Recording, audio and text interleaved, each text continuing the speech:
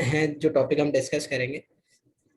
तो origin of computer means when computer was originated और what are the generations of computer, वो सारी चीज़ें हमने देखी हैं। ठीक है, तो इसमें हमारे पास जो origin of computer में where did the computer come from, के कंप्यूटर कब कहाँ से आए।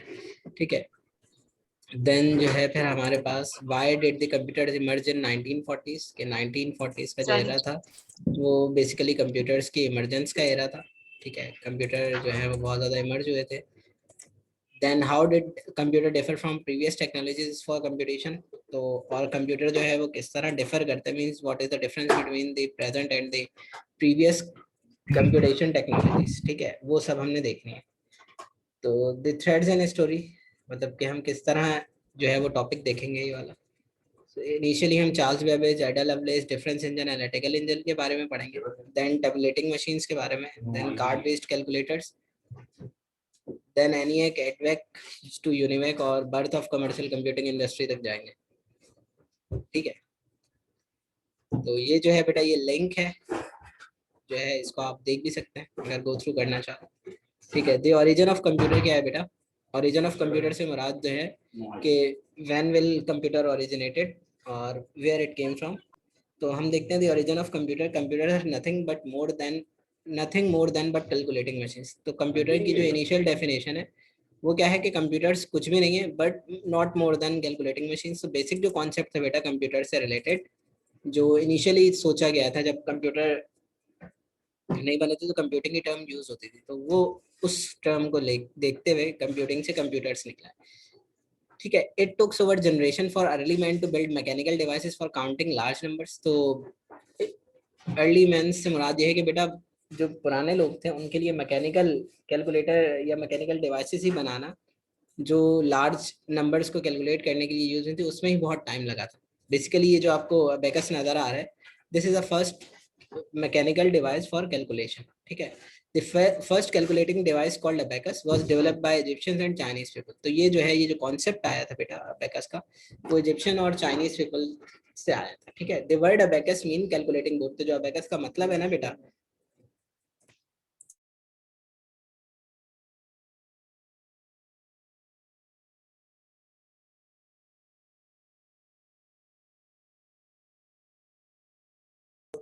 तो जो हमारे पास अबेकस है उसका मीनिंग है कैलकुलेटिंग बोर्ड। ठीक है जी नोमान सर एबेकस थोड़ा बताएं। जी।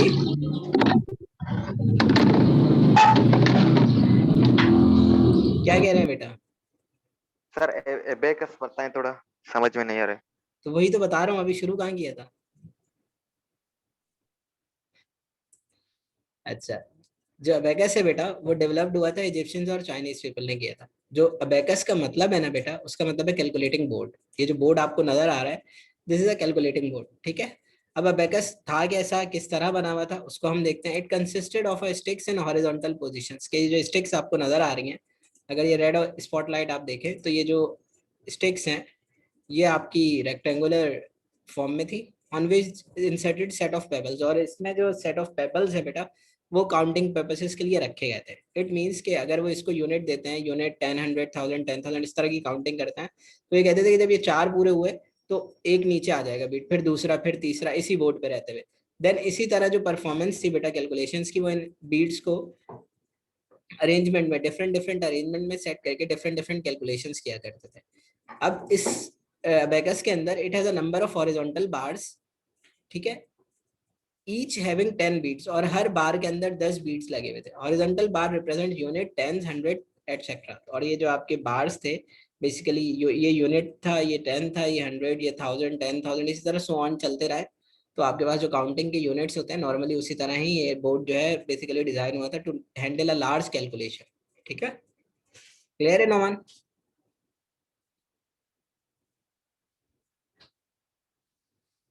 सही है। देन ओरिजिन ऑफ कंप्यूटर की तरफ जब हम आते हैं बेटा, चार्ल्स बेबेज जो है उनकी तरफ हमेशा ये मंसूब किया जाता है कि ये जो है ओरिजिन ऑफ कंप्यूटर में इनका बहुत बड़ा हाथ है या इनका बहुत बड़ा नाम है। तो Charles Babbage basically a British scientist motivated by the desire to reduce the degree of calculation and improve its accuracy. तो जो अब अबेकस जो था उसका जो बेसिक एम था to design a machine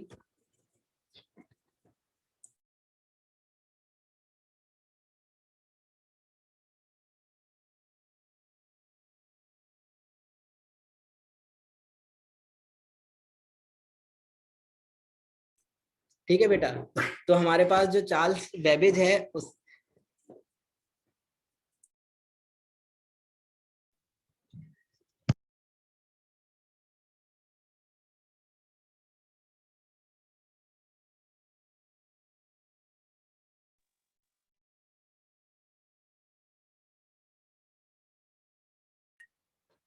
तो जो बेसिक एम था बेटा वो क्या था कि reduce the degree of calculations, means के जो कॉम्प्लिकेशंस होती हैं ड्यूरिंग कैलकुलेशंस, मुश्किलात पेश आती हैं, ठीक है, उनको जो है वो रिजॉल्व करना था, and to improve its accuracy, और उसकी एक्यूरेसी को, आवाज नहीं आ रही बेटा?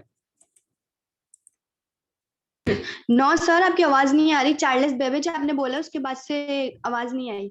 अभी भी नहीं आ रही थी बहुत जब स्लो बोल आ रहा था? रही है, कुछ भी अब समझ नहीं आ आई है, रहा। अच्छा, लेकिन अब शुरू सही आ का रही है? नहीं था जी। अब सही लेकिन क्लियर आ रही है? बीच में ठीक है बेटा। तो हमारे पास जो है चार्ल्स बेबेज जो है बेटा वो ब्रिटिश साइंटिस्ट हैं, ठीक है।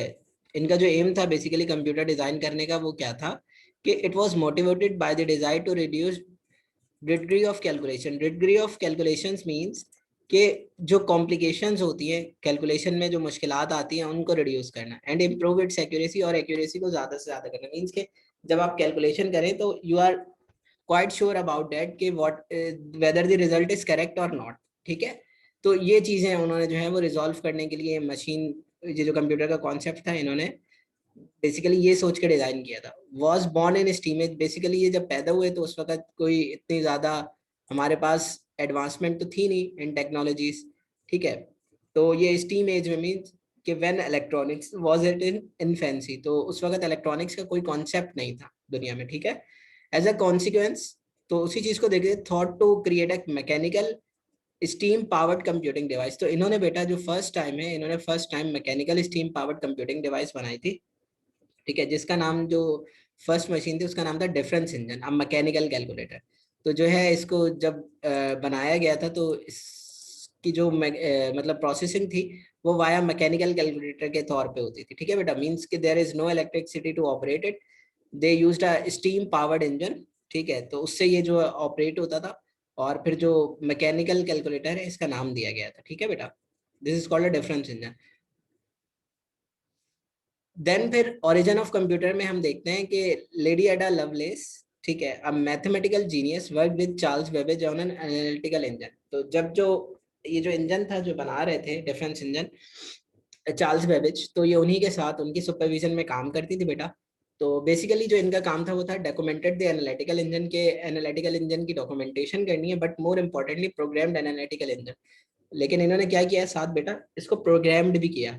जिस तरह हम कहते हैं ना कंप्यूटर में कोई प्रोग्राम बनाते हैं और उसका आउटपुट आता है, तो सेम एज इट इज उस वक्त जो एनालिटिकल इंजन डिजाइन किया था चार्ल्स बेबेज ने, उसके पीछे जो प्रोग्रामिंग की थी बेटा वो इन्होंने की थी, लेडी एडा ने, ठीक है। तो नेवर रियलाइज्ड एडा developed a strong mental model of how it works. तो उस वक्त इतना बिलीव नहीं था कि ये जो मॉडल अब बनाने जा रही हैं लेडी एडा, ये इतना स्ट्रांग हो सकता है, और ये भी नहीं पता था कि काम कैसे करेगा। एंड देन डेवलप प्रोग्राम्स, और उसके बाद इन्होंने जो है बेटा प्रोग्राम्स डिजाइन किए और उस मशीन पे एग्जीक्यूट करना शुरू किए। तो जनरली जो आपके पास वर्ल्ड फर्स्ट प्रोग्रामर जिनका क्रेडिट जिनको मिलता है ना बेटा, वो यही लेडी हैं, जिनको कहा जाता है कि दुनिया की फर्स्ट कंप्यूटर प्रोग्रामर थी, जिनका नाम लेडी एडा लवलेस है, ठीक है बेटा। तो it will help out the Charles Babbage to design a analytical engine, और उसकी जितनी भी प्रोग्रामिंग थी वो सारी इन्होंने जो है वो की थी।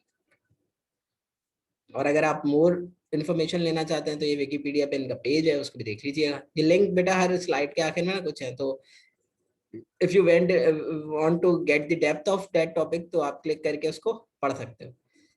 देन फिर हमारे पास बेटा हम जाते हैं जनरेशन ऑफ कंप्यूटर पे, कि कंप्यूटर की जनरेशन क्या क्या है। बेसिकली जनरेशन ऑफ कंप्यूटर से मुराद ये है कि एवेल्युएशन ऑफ कंप्यूटर किस किस तरह हुई है, ठीक है, कि पहले कैसा था कंप्यूटर, फिर कैसा हुआ, अब कैसा है, इन फ्यूचर क्या थिंकिंग है, कैसा होगा। तो वो सारी चीजें जो है बेटा वो आप जनरेशन ऑफ कंप्यूटर्स में देखते हैं।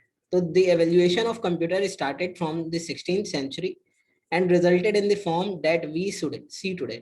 तो नॉर्मली जो एवेल्यूएशन है बेटा कंप्यूटर की वो स्टार्ट हुई है 16th सेंचुरी से, ठीक है, 16वीं सदी से, और जो आज आप देखते हैं कंप्यूटर जिस हालत में, ये उसी की एवेल्यूएशन ही है, ठीक है। The present day computer however has also undergo rapid change during the 50-60 years. लेकिन जो आपका प्रेजेंट एरा का कंप्यूटर है, जो आप कंप्यूटिंग डिवाइसेस देखते हो बेटा, ये एवेल्यूएशन तो 16th सेंचुरी से चल रही है, लेकिन अभी जो लास्ट 50 to 60 ईयर्स है ना बेटा, इसमें जो एवेल्यूएशन है कंप्यूटर की, एवोल्यूशन है वो बहुत ज्यादा हुई है, ठीक है। This period during which evolution of computer took place can be divide into 5 distinct phases known age generation of computer. तो नॉर्मली ये जो टाइम पीरियड्स हैं, जो अभी हम आगे देखेंगे कि किन ईयर्स में इसकी डिस्ट्रीब्यूशन की है, ठीक है, और किन एस्पेक्ट्स को देखते हुए की है, तो उनको नॉर्मली वो कह रहे हैं कि इस एवोल्यूशन को हमने 5 डिफरेंट फेजेस में तोड़ा है, और ये जो 5 डिफरेंट फेजेस हैं बेटा, इसके वो कहलाते हैं जनरेशन ऑफ कंप्यूटर्स, ठीक है। क्लियर है यहाँ तक? कोई इशू किसी को, कोई पॉइंट ऐसा जो समझ में ना आया हो? No sir. ठीक है। Then each phase is distinguished from other on the basis of the type of,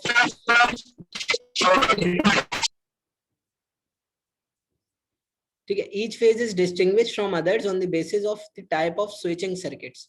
तो नॉर्मली जो हर फेज है बेटा, जो फर्स्ट जनरेशन है वो सेकंड से डिफरेंस है, और जो सेकंड है वो थर्ड से डिफरेंस है, थर्ड फोर्थ से डिफरेंस है, इसी तरह बेसिकली जो बेसिस हैं इसके डिफरेंशिएशन की वो है बेटा स्विचिंग सर्किट्स जो यूज हुए थे उस दौर में। किस तरह स्विचिंग मतलब कि ऑपरेट किस तरह होता था, किस मोड में होता था, वेदर इट्स अ मैकेनिकल और whether it's a electromechanical, whether it's a electric based और इलेक्ट्रॉनिक। तो वो सारी चीजें जो स्विचिंग सर्किट है उनकी बेस पे इनकी जो टाइप्स हैं उनको भी डिस्टिंग्विश किया गया हर फेज में, कि हर फेज में अलग ही टेक्नोलॉजी थी जिसके थ्रू जो है वो उसकी सर्किटरी स्ट्रक्चर्स जो हैं वो डिजाइन हुए थे, ठीक है। Each generation is characterised by major technological development. आप हर जनरेशन में जब हम पढ़ेंगे तो आप देखेंगे कि हर जनरेशन के जो कैरेक्टरिस्टिक्स हैं बेटा वो अलग हैं, और बेसिकली आप देखेंगे कि वो चेंज ऑन व्हाट बेसिस हो रहे हैं, कि कंप्यूटर ऑपरेट कैसे होता था, उसका रिजल्ट कितनी जल्दी आता था या कितना बेहतर होता था, वो कंप्यूटर चीपर थे या नहीं थे, वो पावरफुल थे या नहीं थे, एफिशिएंट थे नहीं थे, या उनके साथ जो डिवाइसेस थी whether these devices are reliable और नॉट। तो वो सारे एस्पेक्ट्स देखते हुए हमने जो है बेटा वो जनरेशन ऑफ कंप्यूटर्स के फेजेस को जो है वो अलग अलग किया, ठीक है। तो अब आपने याद रखना है कि हर फेज जो है वो स्विचिंग सर्किटरी यूज्ड की बेसिस पे जो है वो हमने डिफरेंशिएट किया। तो हम बेटा आगे चलते हैं। जो हमारा सबसे पहली जनरेशन है उसका जो बेटा टाइम पीरियड है वो आपके पास 1940 से लेके 1956 तक है। मीन्स के this generation era for first generation of computer starts from 1940 and its end at 1956। अब था क्या बेटा, इसको किस तरह हमने डिफाइन किया है देखते हैं। The first computer used vacuum tubes for circuitry and magnetic drums for memory and very often enormous taking up entire rooms. तो बेटा यहाँ जो बातें हुई हैं ना वो उन्होंने 2-3 बातें की हैं। The first thing is vacuum tubes for circuitry, means के जो ऑपरेट होता था बेटा वो जो चलता था, जैसे अभी आपके कंप्यूटर इलेक्ट्रिसिटी में चलते हैं ना, तो आप जो है वो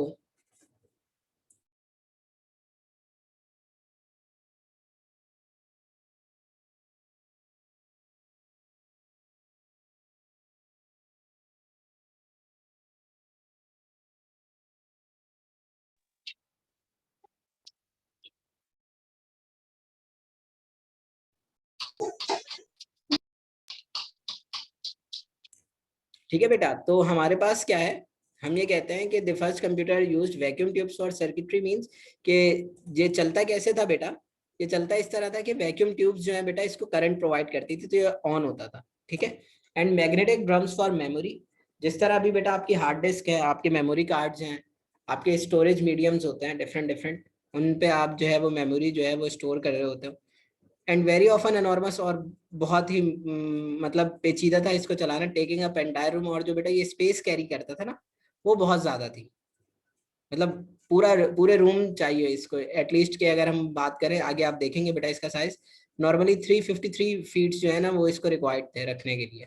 तो इतना बड़ा कमरा चाहिए सबसे पहले, तो ये कुछ कैरेक्टरिस्टिक्स है बेटा आपके इनिशियल कंप्यूटर के, that vacuum tubes for circuitry, magnetic drum for memory, ठीक है, और एनॉर्मस था, मतलब इतनी आराम से कौन से ये चलता भी नहीं था, और जो स्पेस थी, स्पेस की अकोमोडेटी वो it taking up the entire room. Clear है बेटा यहाँ तक किसी को कोई issue? This is the basic characters of the first generation computer. Clear है पॉइंट बेटा सबको? सर ये वैक्यूम ट्यूब और सर्किटरी जो है ना वो थोड़ा समझाएं। क्या आयशा? सर ये जो आपने बताया ना वैक्यूम ट्यूब और सर्किटरी, ये थोड़ा बताएं जैसे। बेटा जैसे अभी आपका मोबाइल और लैपटॉप जो है वो इलेक्ट्रिसिटी से चार्ज होता है ना, और सिस्टम इलेक्ट्रिसिटी पे रन होता है। उस वक्त तो इलेक्ट्रिसिटी जी थी नहीं, तो जो इसको ऑपरेट करने के लिए यूज होती थी वो वैक्यूम ट्यूब्स होती थी। ओके सर, थैंक ठीक यू। है, और किसी का कोई क्वेश्चन?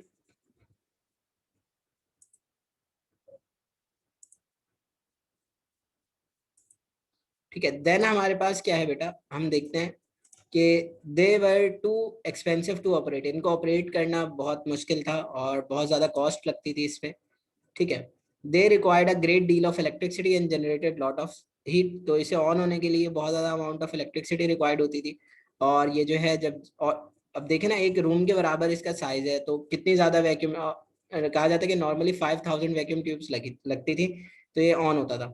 और जिसकी वजह से अब देखें उन 500 वैक्यूम ट्यूब्स से जब ये ऑन हो जाता होगा तो हीट कितनी जनरेट होती होगी, तो यही बता रहे हैं कि they required great deal of electricity. तो ये जो इलेक्ट्रिसिटी है वो बहुत ज़्यादा यूज़ करता था, मीन्स के जो वैक्यूम ट्यूब्स के थ्रू जनरेट हो रही होती थी, और जो है ये जनरेट करता था lot of heat near its environment, मतलब जहाँ ये प्लेस्ड होता था ना बेटा उसके इर्द गिर्द बहुत ज़्यादा लॉट ऑफ हीट जनरेट करता था। अच्छा, they relied on machine language, तो नॉर्मली जो आपका ये जो फर्स्ट जनरेशन कंप्यूटर था, they relied on machine language to perform operations and could solve problem, one problem at a time. तो नॉर्मली ये होता था बेटा, ये जो इंस्ट्रक्शंस लेता था या ऑपरेशन परफॉर्म करता था, it will takes only a machine language to get input. तो मतलब आप अगर इनपुट देना चाह रहे हैं कंप्यूटर को, उस कंप्यूटर को, तो they will only contain perform actions on the machine language, तो आपको उसको जो ऑपरेशंस परफॉर्म करने के लिए देने होंगे तो वो मशीन लैंग्वेज की फॉर्म में होंगे। और सेकंड प्रॉब्लम क्या था कि बेटा ये एक वक्त में एक ही काम कर सकता था, जैसे आप लोग अभी सब मोबाइल यूज कर रहे होंगे, व्हाट्सएप भी कोई देख रहा होगा, कोई कॉल भी रिसीव कर लेगा तो हमें नहीं पता चलेगा, ठीक है, और क्लास भी ले रहे हैं, तो ये आप multiple task at a time कर रहे हैं ना। लेकिन वो जो कंप्यूटर थे, अभी जो आपके कंप्यूटर है, ये मल्टीपल टास्क परफॉर्म कर सकता है। लेकिन जो उस वक्त के कंप्यूटर थे ना बेटा, अगर आपने उसको 2+2 दिया है सॉल्व करने को, तो वो पहले 2+2 सॉल्व करेगा, उसके बाद कुछ और करेगा, उसने और कुछ करना ही नहीं है इतनी देर जितनी देर में वो सॉल्व हो रहा है। ठीक है बेटा, तो input was based on punched card, तो आप इनपुट कैसे देते, उस वक्त कीबोर्ड और आपके पास माउस वगैरह तो होते नहीं थे, तो then use gives an input through the punch cards and paper tape. आप जो है नॉर्मली पंच कार्ड या पेपर टेप के थ्रू जो है वो इनपुट देते थे, और उसका जो आउटपुट था बेटा वो प्रिंट आउट की फॉर्म में आपको दिखता था। Some of the computers of first generation were, उस दौर में बेटा फर्स्ट जनरेशन के जो कंप्यूटर्स हैं उनके कुछ नाम यहाँ पे हैं, ENIAC and EDVAC. These are the two famous computer of first generation. ENIAC क्या था बेटा, electronic numerical integrated and calculated, and the EDVAC is electronic discrete variable automatic computer. तो ये दो बहुत ही इंपॉर्टेंट और बहुत प्रोमिनेंट कंप्यूटर से इन द फर्स्ट जनरेशन। किसी का कोई क्वेश्चन है तो बताएं। सर आपने कहा कि जब टमाटो चलाते थे बहुत हीट लगी बहुत थी ना जनरेट होती जी थी, जी, तो वहां वो यूज कैसे करते थे इसे फिर? तो बेटा जहां रखा हुआ होता था उसके इर्द गिर्द हीट होती थी ना, मतलब जहां जिस तरफ कम हीट होगी उस तरफ बैठ के चलाते होंगे इसको, मतलब बैक साइड पे हीट होती है ना हमेशा कंप्यूटर के। जब आप लैपटॉप यूज कर रहे होते हो तो कंप्यूटर लैपटॉप के नीचे हीट होती है, जब मोबाइल गर्म होता है तो बैक साइड से गर्म होता है ना, शीशा थोड़ी गर्म हो जाता है, फ्रंट तो गर्म नहीं होता ना बेटा। Okay sir. तो जो जी बैक सर। यार्ड था ना वो गर्म होता था बेसिकली। और किसी का सर कोई एन क्वेश्चन? एक और सर एन एक और इंडेक्स किसने प्रपोज किया है? क्या चीज? सर सेल फोन क्यों गर्म होता है? बताता हूँ बेटा, ये क्या कह रहे हो अब्बास? एन एक और एड तो किसने प्रपोज किया है? बेटा ये प्रोपोज्ड बेसिकली ये होता है कि आप ये कहते हैं कि जो उस वक्त के कंप्यूटर साइंटिस्ट थे ना बेटा, जिन्होंने इस टेक्नोलॉजी पे काम किया था, मतलब उस वक्त जितने भी लोग फर्स्ट जनरेशन ऑफ कंप्यूटर्स में काम कर रहे थे, ये उन सब की बनाई हुई चीजें हैं।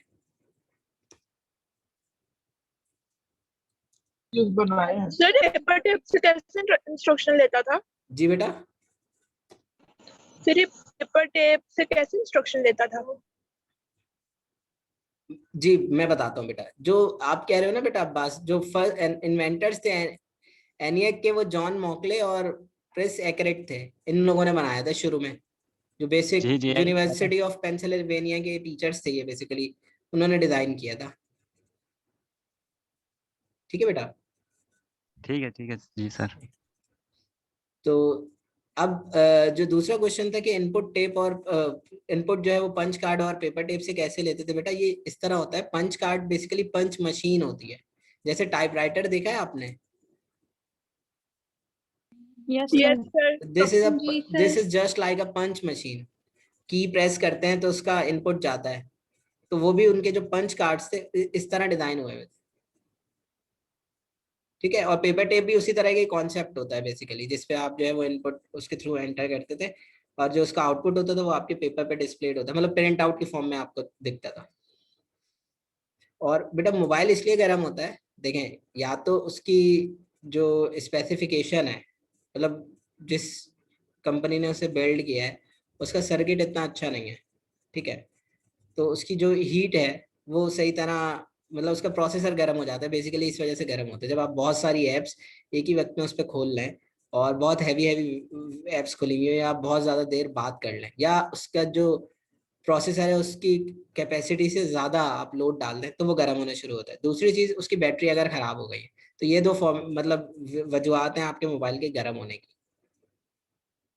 या आप डाटा बहुत ज़्यादा ऑन करें तो it use lot of battery, तो इस वजह से जो है बेटा वो आपका जो सेल फोन है वो गर्म होता है। क्लियर है, या कुछ और पूछना है? ये कंप्यूटर यूज कैसे करते थे फर्स्ट जनरेशन का? बेटा मैं दिखा देता हूँ आप लोगों को, ये ऐसे समझ में ही नहीं आएगा कि ऐसे यूज करते थे, रुक जाओ। अच्छा, ये इमेजेस हैं सिर्फ। सर जी बेटा। सर जब हम मोबाइल चार्ज पर लगाते हैं तब भी तो मोबाइल हीट अप हो जाता है, और चार्जर भी। बिल्कुल, तो क्यों बेटा, इसी तो वजह सर से वो इसी वजह से होता है कि उनको जो जब यूज किया जाता है ना, बेसिकली इलेक्ट्रिसिटी का फ्लो हो रहा होता है, जब इलेक्ट्रिसिटी का फ्लो हो रहा होता है ना बेटा, तो वो उसे हीट अप करता है।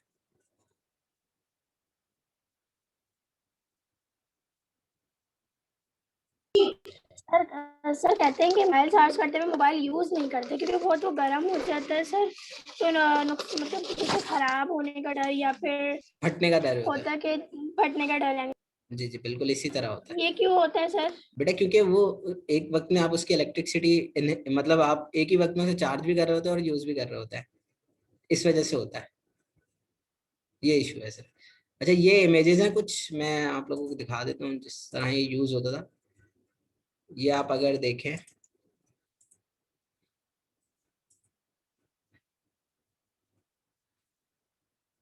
ये उतना सच तो नहीं है, लेकिन इसी तरह का होता था उस दौर के अंदर। ये जो है ना, ये जो डिवाइसेस हैं जो आपको दिख रही हैं, ये बेसिकली जो है वो पंच कार्ड्स हैं बेसिकली। ये जो यूज हो रहे हैं, आप अगर देखें, ये जो यूज कर रही है मोहतरमा, ये बेसिकली ये पंच कार्ड का कॉन्सेप्ट है। ये जो बनी हुई है ना स्क्रीन आपको दिख रही है सामने, ये पंच कार्ड है, यहाँ से पेपर का प्रिंट आउट निकलता था, ये इनपुट और आउटपुट का था बेसिकली। ठीक है, और इनका साइज जो है वो आप देखना चाहें तो बेसिकली ये देखें, ये देख रहे हैं, ये इनका साइज होता था। ये इस वक्त हर एक जगह जो है ना बेटा, वो किसी ना किसी पर्टिकुलर कंपोनेंट को डिफाइन कर रही होगी। तो इस तरह के थे ये कंप्यूटर्स, जो अब आपको बहुत छोटे छोटे दिखते हैं, रियल लाइफ में ये ऐसे थे। सर तो मैंने तो सुना है कि एक पहला जो कंप्यूटर बना था वो 7 रूम पे जो था मुश्तमिल था। हाँ, तो हो सकता है। अब ये 7 और 6 और इस पे तो किसी का इत्तेफाक नहीं है, सब अपनी मर्जी से कहते हैं कि इतने थे इतने थे, लेकिन मतलब इसका मतलब ये होता है 7 रूम बताने का कि they are bigger in size, और कुछ नहीं। ठीक है बेटा। तो देन आगे बढ़ते हैं। देन हमारे पास है बेटा इसकी सेकंड जनरेशन ऑफ कंप्यूटर। अच्छा बेटा, जिनके सेल फोन नहीं गर्म होते वो उनके बेसिकली ये होता है कि लेटेस्ट टेक्नोलॉजी पे होंगे या नए फोन होंगे इसलिए गर्म नहीं होते, वरना जो पुराने फोन है नॉर्मली वही गर्म होता है, अब वाले फोन इतने गर्म नहीं होते। ठीक है। Second generation of computer, basically the era of second generation started from 1956 and ended at 1963। तो बेसिकली इसमें ये हुआ था कि बेटा जो फर्स्ट जनरेशन ऑफ कंप्यूटर में हमने भी यही कहा ना, सर्किट डिजाइन की बेसिस पे हमने जो है वो फेसेस के नाम रखे हैं। तो इट मींस के वो जो वैक्यूम ट्यूब्स वाला सर्किटरी सिस्टम था वो खत्म हुआ होगा। तो आप देखें around 1955 vacuum tubes were replace with transistors in the second generation of computer. Means कि अब जो एज अ सर्किटरी फीचर था वो आपका वैक्यूम ट्यूब यूज नहीं होती थी बल्कि ट्रांजिस्टर इंट्रोड्यूस हो गए। ठीक है। Transistor was far superior than vacuum tubes. Transistor जो हैं वो बहुत इनरिच हैं इन पावर देन वैक्यूम। अच्छा, वैक्यूम ट्यूब्स यूज करने के नुकसानात थे। एक तो आपको पता है कि लॉट ऑफ हीट जनरेट होती थी, एक और इशू होता था, वो क्या होता है नॉर्मली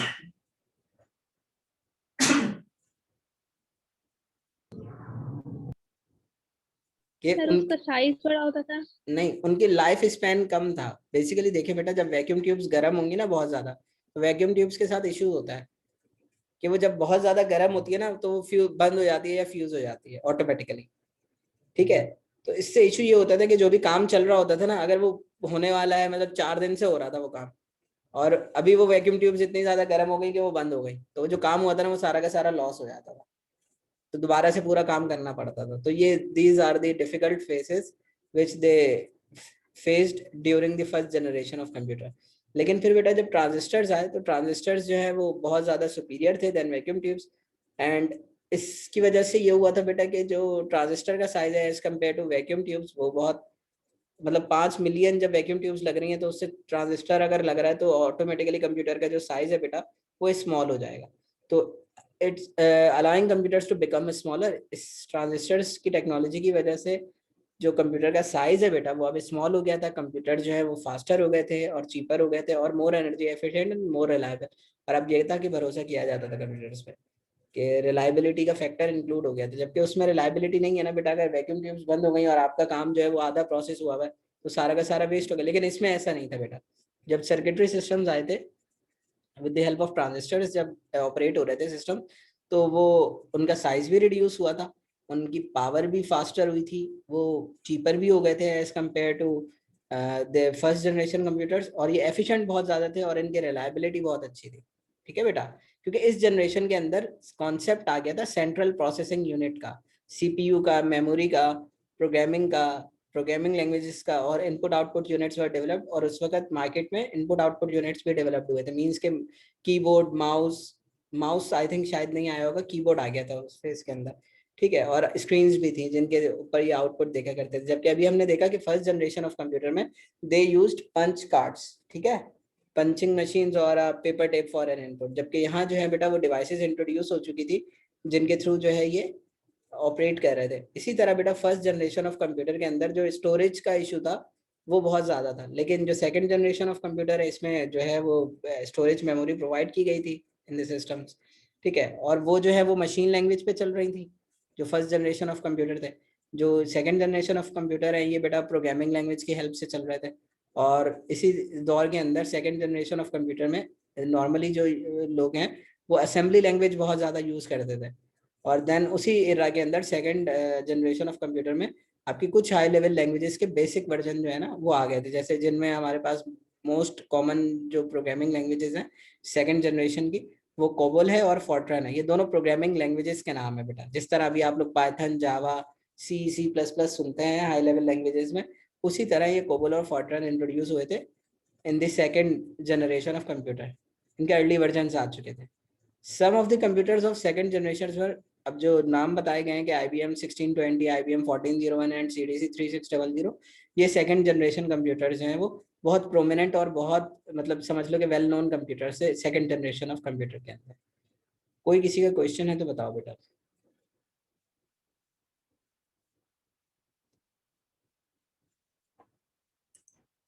या समझ में आ गया सबको? देखिए बेटा, जो असेंबली लैंग्वेज होती है ना, वो in between machine language and high level language होती है। नॉर्मली ये होता है, देखिए मशीन लैंग्वेज तो इस तरह की होती है ना, अगर मैं समझाना चाहूँ तो मशीन लैंग्वेज तो इस तरह है 1 0 1 0 1 1 0 1 वो मशीन्स जो है ये इंस्ट्रक्शन समझती हैं, ठीक है। अब असेंबली लैंग्वेज क्या थी बेटा, वो थोड़ी सी क्लोज टू ह्यूमन थी, थोड़ी सी, लेकिन ज्यादा मशीन लैंग्वेज से ही क्लोज थी। मीन्स कि आप अगर रजिस्टर कुछ प्रिंट करना चाह रहे हैं तो वो प्रिंट लिखना अलाउ करता था, प्रिंट होगा। लेफ्ट शिफ्ट करना है तो SHF आता था, उसके कीवर्ड्स थे। तो नॉर्मली जो असेंबली लैंग्वेज थी ना बेटा, वो असेंबलर्स के लिए बनी थी, जो आपको एक फेस अलाउ करते थे कि आप बहुत ज्यादा मशीन लैंग्वेज की तरफ ना जाएं, बल्कि आप असेंबली लैंग्वेज के कुछ जो पैटर्न्स हैं उनको फॉलो करें, और मशीन को इंस्ट्रक्शन मिलेगी मशीन लैंग्वेज में, लेकिन जो यूजर इंटरेक्शन होगा ना विद दैट मशीन, वो असेंबली लैंग्वेज के थ्रू होगा। ये है आंसर इसका। क्लियर है बात बेटा? सर ये लास्ट पॉइंट भी समझा दें। IBM बेटा कंपनीज के नेम है। IBM जो है ना, इंटरनेशनल बिजनेस मशीन, ये कंपनी का नाम है। क्या समझाना है बेटा? तो जैसे फर्स्ट जनरेशन में जो आपने दो नेम्स बताए थे कंप्यूटर के, वो फेमस है, तो सेकंड जनरेशन में ये वाले फेमस थे? जी जी, सेकंड जनरेशन में ये वाले फेमस थे सिस्टम। ओके ठीक है, क्योंकि उस वक्त जो कोबोल एंड कंप्यूटर। फोर्टेन। जी बेटा। सर कोबोल एंड फोर्टेन समझाएं थोड़ा। बेटा ये प्रोग्रामिंग ये लैंग्वेज प्रोग्राम, अच्छा ठीक है, जिस तरह आपकी C++, पाइथन आप लोग सुनते हैं ना, या जावा, तो ये जो चीजें हैं बेटा ये इसी तरह ही है। आप जो है आपकी प्रोग्रामिंग लैंग्वेजेस में, कोबल और फोर्ट्रन नाम है बस लैंग्वेजेस के।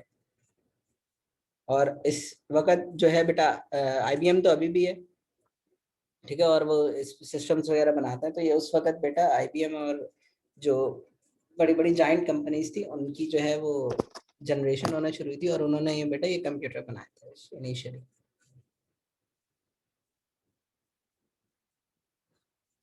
जब हम बेटा अब हम आ गए बेटा थर्ड जनरेशन ऑफ कंप्यूटर पे। तो अभी हमने देखा कि फर्स्ट जनरेशन से सेकंड जनरेशन में आते हुए ड्रास्टिक चेंज हुआ है, कि साइज जो है वो कम हो गए थे कंप्यूटर जो है वो as compare to first generation कुछ सस्ते थे, और साइज भी स्मॉलर हो गया था, और कुछ ऑपरेटिंग पावर्स भी बढ़ गई थी। तो जब हम बेटा थर्ड सेंचुरी में आते हैं 1964 से 1971, ठीक है, ये थर्ड जनरेशन का एरा है। इसमें जो है बेटा डेवलपमेंट हुई थी आईसीज की, आईसीज बनना शुरू हुई थी। जो फिजिक्स के लोग थे ना बेटा, इलेक्ट्रॉनिक्स के लोग थे, उन्होंने आईसीज बनाना शुरू कर दी थी, ठीक है। तो basically the development of the ICs was the hallmark of the third generation of computer. तो नॉर्मली जो आपकी थर्ड जनरेशन ऑफ कंप्यूटर में एक हॉलमार्क प्रोड्यूस हुआ था या जनरेट हुआ था, वो ड्यू टू आईसीज हुआ था, ठीक है। Transistors were miniaturised and placed on silicon chips called integrated ICs. तो आपके जो ट्रांजिस्टर्स हैं उन्हें मिनिचराइज्ड किया गया था, means they resize to smaller and smallest version, और उन्हें जो है बेटा सिलिकॉन चिप पे जो है वो इंटीग्रेट किया गया था। तो that's why these are called integrated ICs, means कि now your transistors are programmed with the silicon ICs and placed on the silicon chip. So that's why which drastically increase the speed and efficiency of the computer, जिसकी वजह से बेटा आपके computer की जो speed है, पहले अगर 100 थी तो अब